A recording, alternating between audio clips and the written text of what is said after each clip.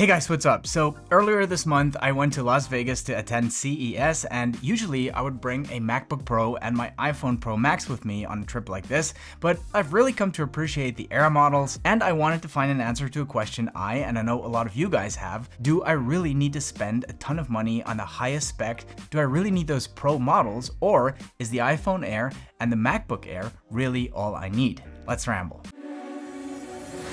Hold up, things go wild when I pull up.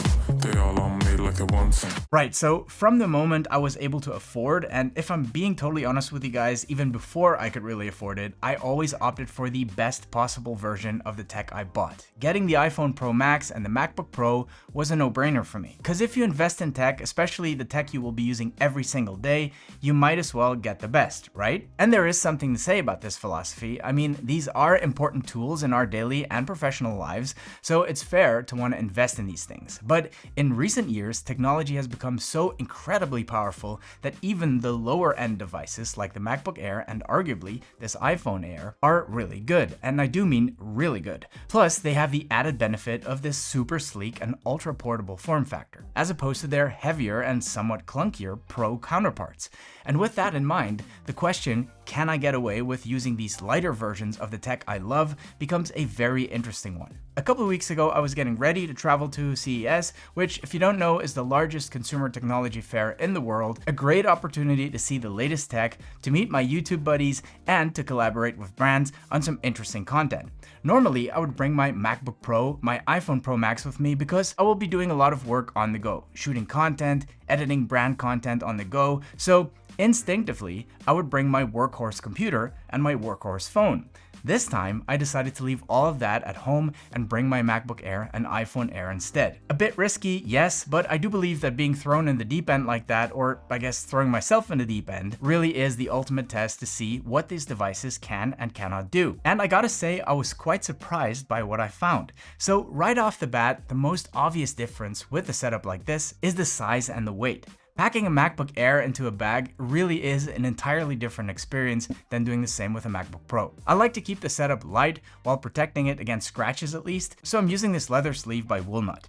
It's sturdy, looks stylish, and it doesn't take up a lot of space. The iPhone Pro Max I would usually carry in a jacket pocket or a bag, but because the iPhone Air is so thin, I can actually slip it into my pants pocket and I wouldn't even notice it's there. Using it to get through the airport, whip out my boarding pass every now and then, pay for some stuff, read the occasional email, it's more or less the same experience as I would have on my iPhone Pro Max, although I have to admit, I'm really enjoying how light and flat this phone is. The only times really where I miss my iPhone Pro Max is when I want to shoot some photos or a quick video. It's not that the camera on the Air is bad, but it's just the main lens, and sometimes you just want to zoom in or get that nice wide shot of the airport or maybe inside the airplane, and that is where the camera on the Air can feel quite limiting. I tend to get to the airport a bit early because I hate feeling stressed going through security and all that. I'd much rather have some time left and do a bit of work at the lounge while I grab some breakfast. Here, again, the MacBook Air gets major points for me for its size and its weight. It doesn't take up a lot of space on the table, and it looks really good too. I know I probably shouldn't care about that, but I do. And it's that same nimbleness I really appreciated during my flight as well. Whether I'm working or just watching a bit of content,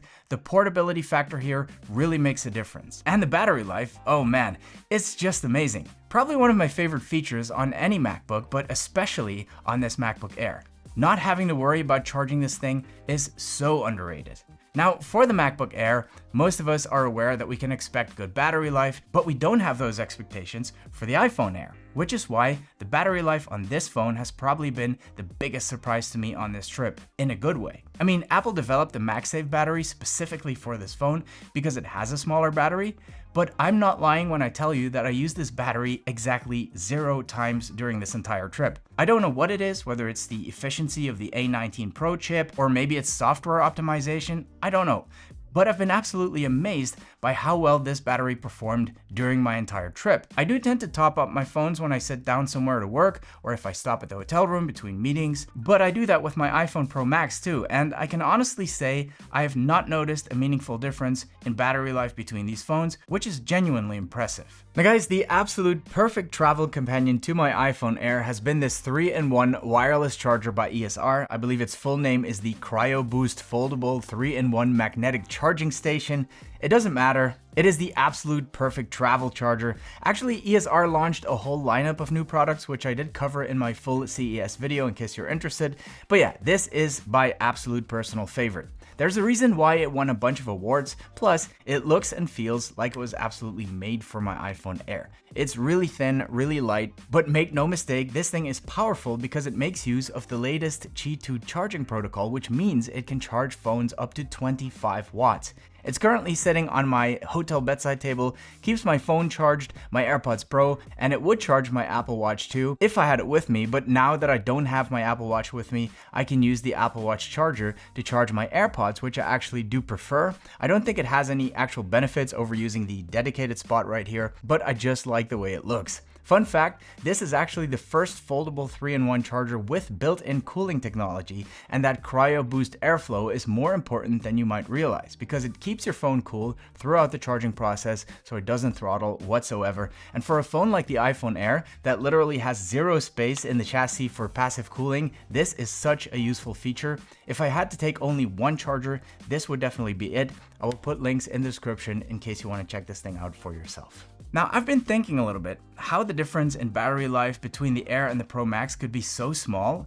And one explanation could be that I use the camera on the iPhone Air far less than the cameras on my Pro Max. Because I am aware of the limitations of the camera on the Air, I'm less tempted to grab it, and I ended up reaching for my proper cameras way more often. And I do know that using the iPhone camera, especially for shooting video, can eat at the battery. So that could explain why the Pro Max drains, pretty much the same as this one in my experience. Still, I fully expected the iPhone Air to die halfway through the day, and it did not. There are a couple of things that are worth mentioning and that I would consider downsides. One thing I noticed is that the signal on the Air is noticeably worse than it is on my iPhone Pro Max, especially for data. I don't know if that's because of the eSIM I was using, but I found myself having to move to different parts of the event to get some signal, which was really annoying, and that is not something I've ever experienced with my Pro Max before. Another downside is the speaker system on the Air, which is just not good. Music sounds horrible, and even calls are not that great. I do tend to use my AirPods Pro to make calls on the go, so it wasn't a huge deal for me at the event, but there's definitely a big difference in speaker quality between this thing and the Pro Max. Now, going back to the MacBook Air, guys, I cannot stress enough what a massive difference slipping this thing into my backpack is opposed to lugging around my MacBook Pro. An average day of CES will amount to 15,000 to 20,000 steps easily, so every bit of weight really matters. But it's not just carrying it around. Every time I sit down to work, to answer some emails or maybe offload some footage for my camera, I whip out the MacBook Air and I realize what a treat it is to use it on the go. Now guys, full disclosure, I've been using a bit of a cheat code here, made possible by today's sponsor, DeskIn. I mean, I absolutely love using my MacBook Air, especially on trips like this where every bit of weight counts, but of course there has to be a trade-off, and the Air just isn't as powerful as that beefy M3 Ultra Max Studio I have sitting in my office, nor does it have a lot of internal storage.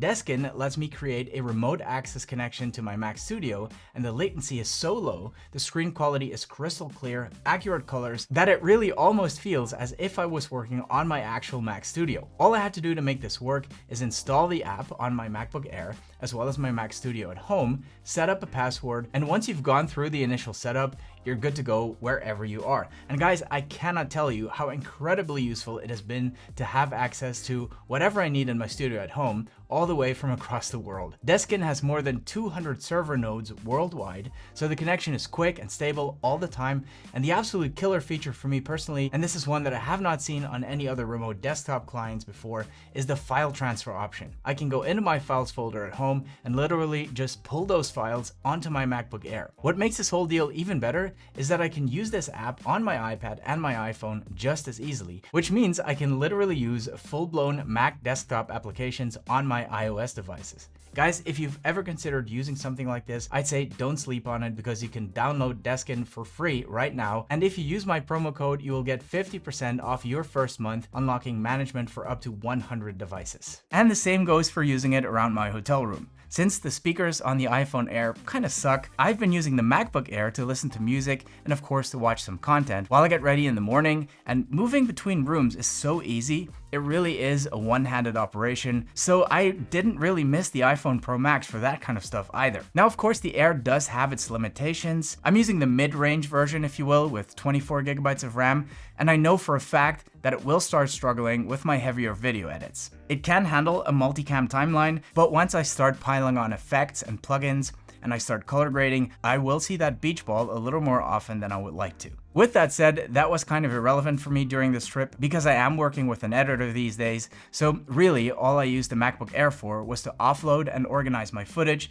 maybe do some initial processing of my audio, but once that was done, all that was left for me to do is upload everything and share it with my editor. And in that type of scenario where I don't spend entire evenings in my hotel room editing, I really don't need my MacBook Pro. So guys, if I had to sum up my experience going all Air for this trip, I would have to say I'm pleasantly surprised. The MacBook Air is an absolute joy to travel with. It's light, it's capable, it looks fantastic, and unless I need to do some heavy editing, it really does cover all my bases.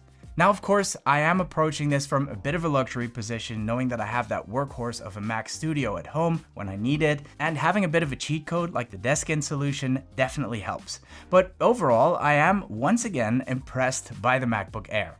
And the same is true for the iPhone Air. Sure, it has its limitations, the camera is limited, the speakers kinda suck, but in return, you get an incredibly beautiful, ultra-light piece of technology with a super slim profile and surprisingly solid battery life. Would I travel with this combo again? Absolutely, 100% yes. Guys, I hope you enjoyed the video. Please give it a like if you did, and if you didn't, just hit dislike twice. See you in the next one.